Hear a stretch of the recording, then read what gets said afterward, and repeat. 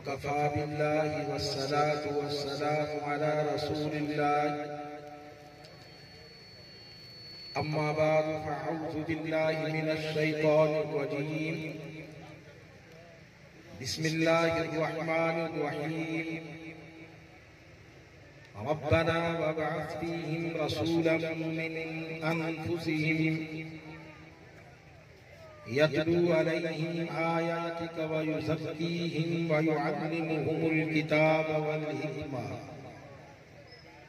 सदक़ल्लाहुल अलिय्युल अज़ीम। क़ाल नबी सल्लल्लाहु अलैहि वसल्लम अना अव्वलुन नास ख़ल्क़न व आखिरुहुम बअसा औ कमा क़ाल नबी सल्लल्लाहु अलैहि वसल्लम। बिरादरान इस्लाम, मुअज़्ज़िज़ीन मजलिस, तहां असां सभु हिते अल्लाह खे राज़ी करण जे लाइ दीन इस्लाम समझण जे लाइ गॾु थिया आहियूं। बेहतर आहे त सभ जो सभु कायनात जे सरदार हुजूर अनवर नबी अकरम सल्लल्लाहु अलैहि वसल्लम ते बाआवाज़ बुलंद दुरूद शरीफ पढ़ो। अल्लाहुम्मा सल्लि अला मुहम्मदिन व अला आलि मुहम्मद कमा सल्लैता अला इब्राहीम व अला आलि इब्राहीम इन्नका हमीदुम मजीद।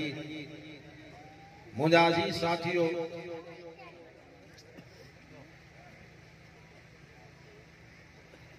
हकीकी खिताब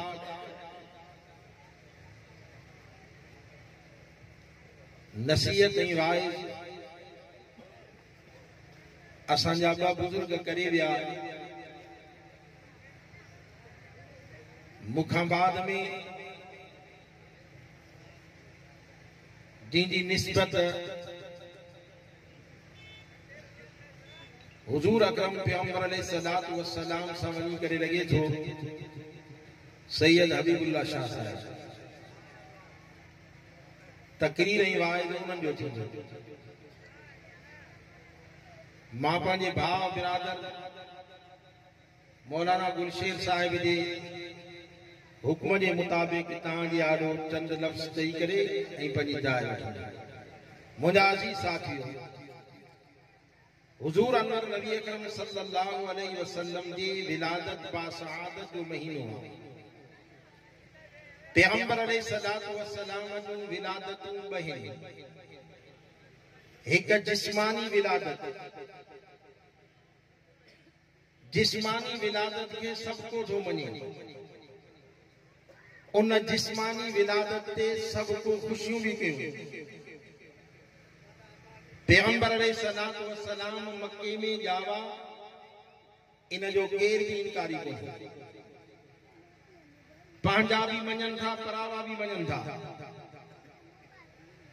हुजूर अनवर नबी अकरम सल्लल्लाहु अलैहि वसल्लम जे विलादत बासआदत ते मक्के जे अंदर समूरनि खे ख़ुशी थी। हज़रत अब्दुल मुतलिब पैगंबर अलैहिस्सलातु वस्सलाम जो ॾाॾो, उहो बि ख़ुशि थियो। हत्ता कि पैगंबर अलैहिस्सलातु वस्सलाम जा चाचा अबू लहब बि ख़ुशि थियो। ख़ुशीअ मां पंहिंजे बानीअ खे आज़ाद करे छॾी।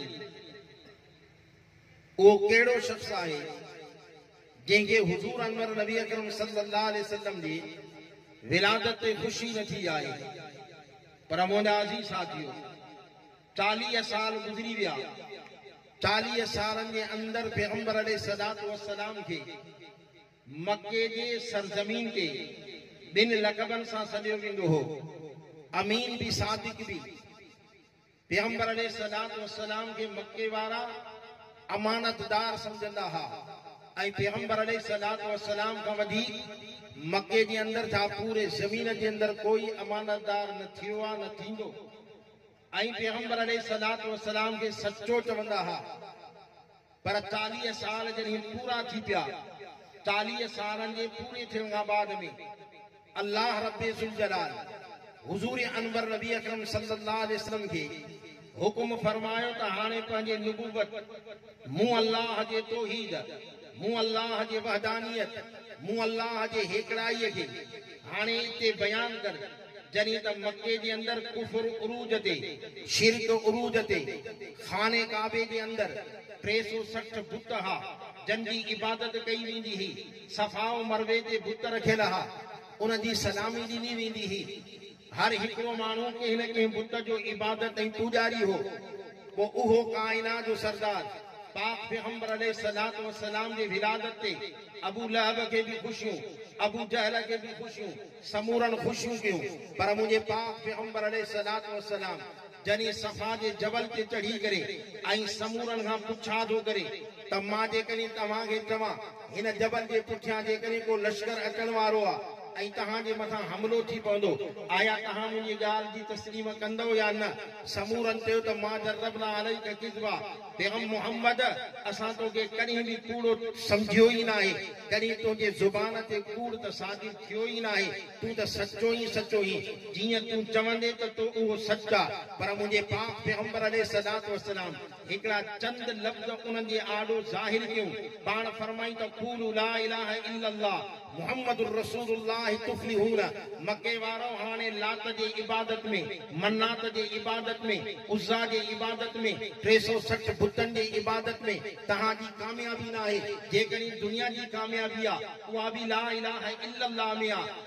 बरज़ख जी कामयाबी आहे उहा बि ला इलाहा इल्लल्लाह में आहे। क़यामत जी कामयाबी आहे उहा बि ला इलाहा इल्लल्लाह में आहे। हो अरब हा पंहिंजे ज़ुबान खे सम्झनि पिया त जेकॾहिं असां ला इलाहा इल्लल्लाह मुहम्मदुर रसूलुल्लाह पढ़ंदासीं अबे ॾाॾे वारो दीन छॾे ॾियणो पवंदो, लात उज़्ज़ात वारो तरीक़ो छॾे ॾियणो पवंदो, 360 बुतनि जी इबादत छॾे ॾियणी पवंदी। मुंहिंजा अज़ीज़ साथियो, उहो अबू लहब जंहिं पैगंबर अलैहिस्सलात व सलाम जे जिस्मानी विलादत ते, पाक पैगंबर अलैहिस्सलात व सलाम जे विलादत ते खुशीअ मां बानी आज़ाद करे छॾी, उहो अबू लहब पाक पैगंबर अलैहिस्सलात व सलाम जे तरफ़ पंहिंजा हथ डिघा करे ऐं नबी अकरम सल्लल्लाहु अलैहि वसल्लम जे लाइ ही लफ़्ज़ थो चवे तब्बन लक अलिहाज़ा जमातना, हलाकत हुजे तुंहिंजे लाइ मुहब्बत, छा तोखे तूं असांखे इन जे लाइ गॾु कयो आहे असां पंहिंजे अबे ॾाॾे जे दीन खे छॾे करे हिकु अल्लाह जी इबादत कयूं।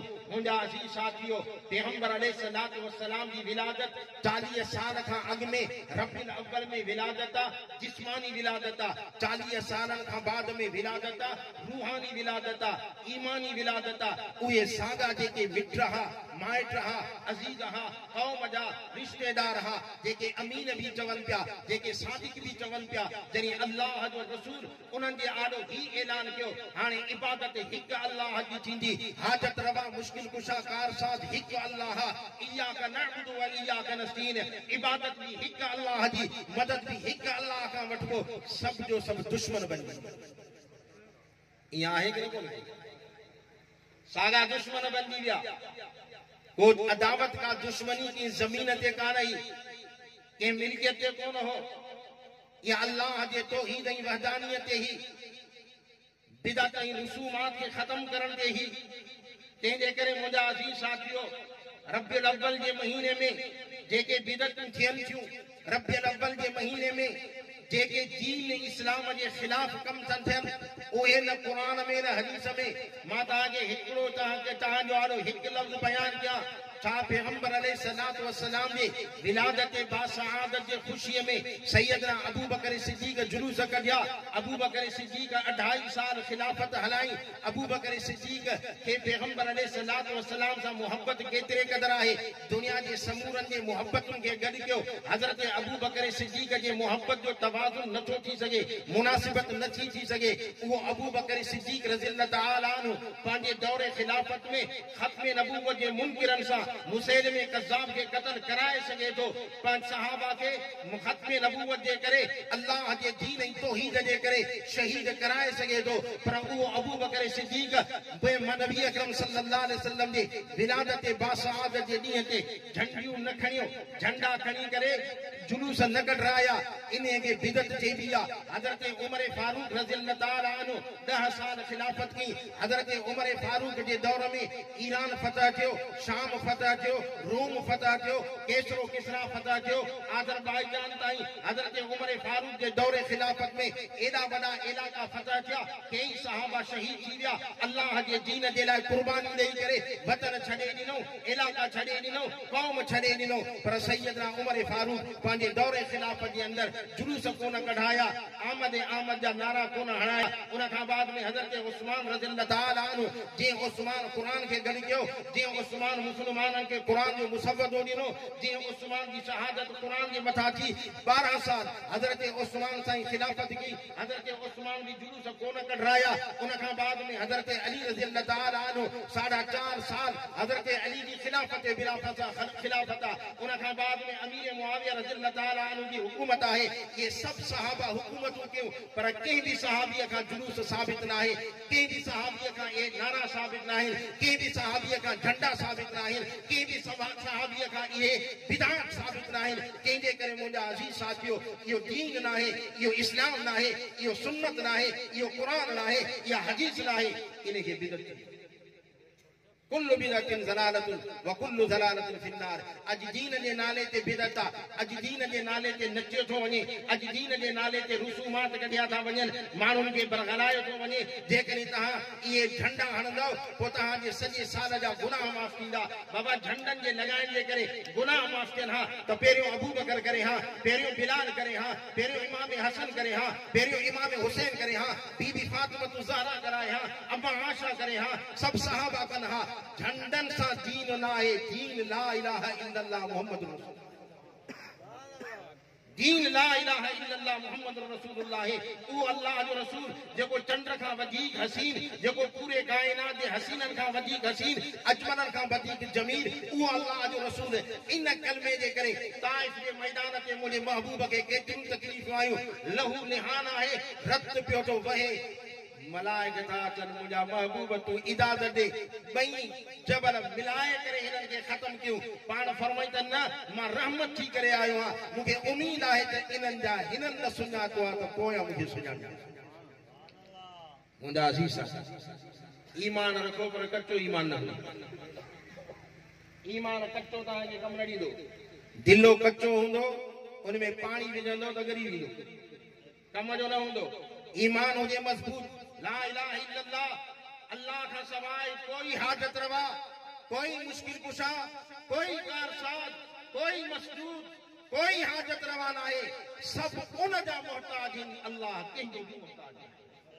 मुंहिंजे महबूब जो पूरो सबक़ इहो आहे, मुहम्मद रसूलुल्लाह जे सुन्नतुनि खे ज़िंदा कयो। सुन्नत जे मुक़ाबले में बिदअत आहे, तौहीद जे मुक़ाबले में शिरक आहे। तंहिंजे करे जेका तव्हांजो अमल हुजे सुन्नत जे मुताबिक़ हुजे, पाणी पीअण सुन्नत जे मुताबिक़, जेकॾहिं माण्हू निमाज़ पढ़े सोमणी जे वक़्त में 4 रकात फर्ज़ आहे, 4 रकातुनि जे जाइ ते 6 रकातूं पढ़ंदो, अमदन पढ़ंदो त निमाज़ कान थींदसि, छो त रसूलुल्लाह जी सुन्नत जे ख़िलाफ़। दुआ है अल्लाह तहां असांखे सुन्नतुनि जो पाबंद बनाए, दुआ है अल्लाह असांखे तव्हांखे बिदअतुनि खां बचाए। ये सब बिदअतूं आहिनि, ये सब करण कम आसान आहिनि।